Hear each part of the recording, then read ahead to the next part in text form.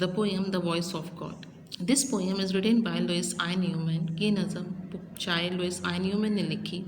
He was born in Providence, Rhode Island, USA.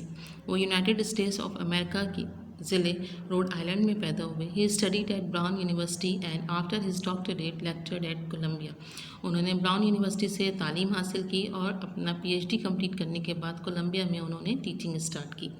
He is the author of many books on religious subjects. उन्होंने मजहबी मज़ामीन पर कई किताबें लिखी.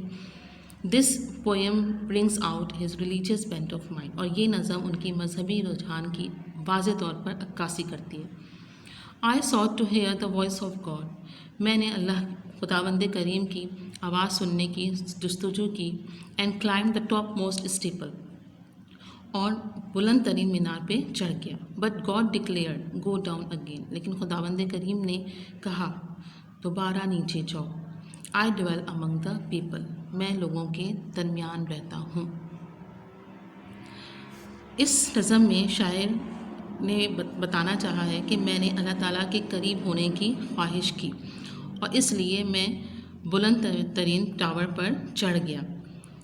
लेकिन अल्लाह खुदावंद करीम ने मुझसे कहा कि नीचे जाओ, मैं लोगों के दरमियान रहता हूँ. इसका क्या मतलब है? इसका मतलब ये है कि हमें अल्लाह ताला के करीब अगर हम होना चाहते हैं तो इसके लिए हमें अल्लाह की मखलूक के करीब होना पड़ेगा. अल्लाह ताला की मखलूक से मोहब्बत करके उनका ख्याल रख के ही हम अल्लाह ताला से करीब हो सकते हैं और उसकी मोहब्बत को हासिल कर सकते हैं.